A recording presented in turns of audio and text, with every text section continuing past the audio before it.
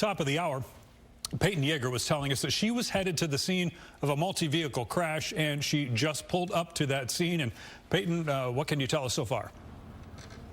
Yeah, we just pulled up on the scene here, and I'm going to step out of the way because we've got two wreckers here doing the Lord's work. We are trying to get the trailer on one tow truck and then the white truck on the other one, and these two men are trying to figure it out. But what we understand from this incident is that this white truck was pulling the black trailer, and it jackknifed right here on this hill at the edge of the I-20 and Green Oaks. So that white truck was jackknifed, kind of looking down onto that hill, and then you had that black trailer behind it. So these guys right here, they are trying to do what they can. We have Arlington police that have narrowed down that right lane to make sure that no one runs into this. So right now, as you can see, my photographer, we are trying to get this white truck out of the divots of this grass on this overpass. Brandon and Lauren, back to you guys. We'll stay on top of it. Last couple of minutes right now in Dallas County, you can see on the map no troubles to speak of, but up in Plano, there was a brief incident on 75 Central Expressway as one moves just north of the George Bush Turnpike interchange. The cameras available in this area are glazed over in the high five. So when you look at this shot, yeah, you can see, and they're eerie looking flashing lights, there's definitely some activity in this area. So just be extra careful if one is going to be heading out, moving in the southbound direction through this location.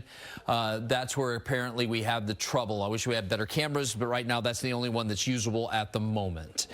Folks, right now over in Fort Worth, a quick reminder, the drive from Haltom City, Richland Hills, and Hearst over to the Mixmaster. We've been keeping tabs on trouble. It's been on the right side of the roadway. Wreckers are loading up the last vehicles involved in that crash in the right lane.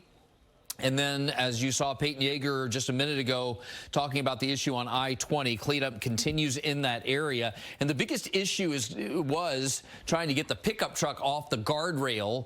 And it looks like mission accomplished on that front, at least from this camera shot. And you can actually make out Peyton's live shot there over on the right side of the roadway. They're right there.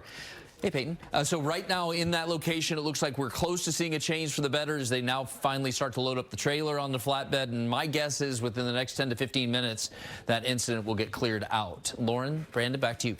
Chip, thanks. I want to tell you that DeSoto ISD, one of the ISDs now that have canceled classes for Monday morning. We've got a long list of them. They're on our website. They're on the bottom of your screen there, and we'll update that later on as well. Yeah, a lot of these school districts really just keeping an eye on the weather, trying to make a decision about what's going to come as soon as we move through this week. I saw one post, and it was a mom who said, here's an idea. Just tell your kids if they clean the house, then they don't have to go to school Monday. Right. Without telling them that the school's already canceled. Yeah, and I thought, now that's a smart mom. That's brilliant, actually. Yes. That's pretty good. We've got crews out covering all corners of North Texas. We've got a mix of ice and sleet covering a lot of the roads there. Paige has been experiencing that this morning. She drove kind of into the worst part of the storm earlier this morning. Is up in Cook County right now battling the elements. She's driving to another location there. Hey, Paige.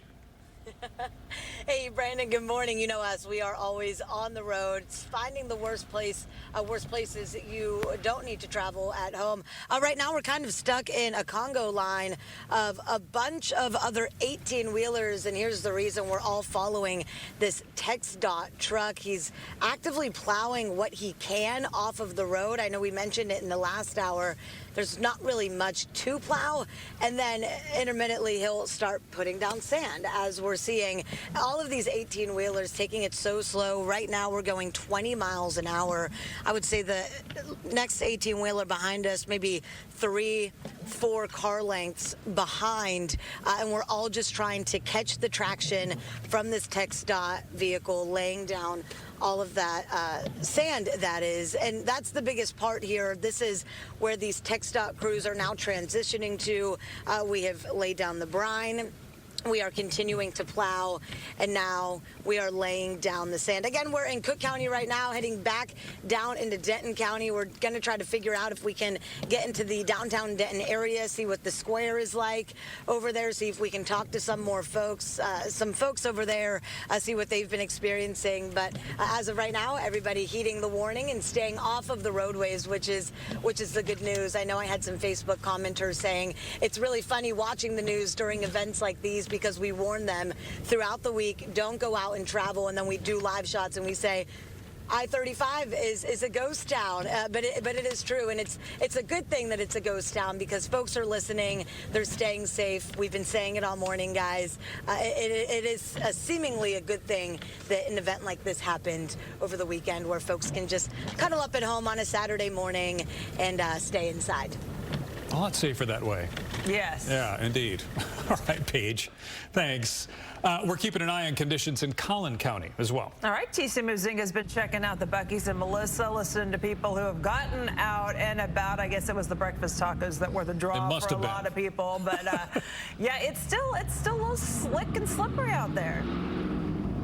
No, it certainly is, you guys. Good morning. Yeah, I was talking to some of the people here because I asked, what made you want to go outside on a Saturday morning when there is a winter storm here, more coming on the way? And they said, hey, we live about a mile away, and we're going to go to Buc-ee's, and we're going to get some hot coffee and some breakfast tacos. But they did say that on their way here, yeah, the roads are pretty slick, and they definitely had to give themselves some extra time and space. So here's what things look like right now here at Buc-ee's. It is quiet. It is pretty calm right now. If you do see some cars out there, some people are also taking the time to put gas in their cars as well, just to get themselves prepared, because this isn't the end of what we're seeing here. But I did speak to a man, and he had two of his pups in his car, and he had this message for people who have furry friends back at home.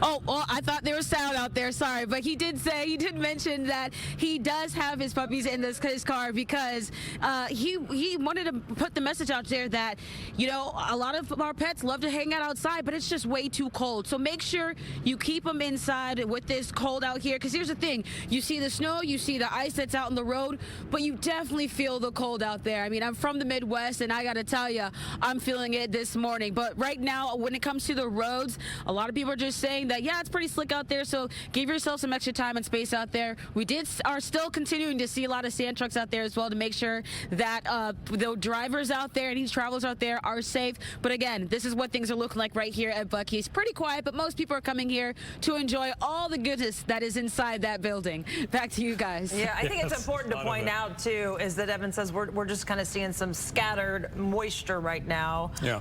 We're going to have kind of a lull, and then it's going to pick back up. So we've got rounds of this that we're going to go through. Yeah, absolutely. All right, Tisia, thanks.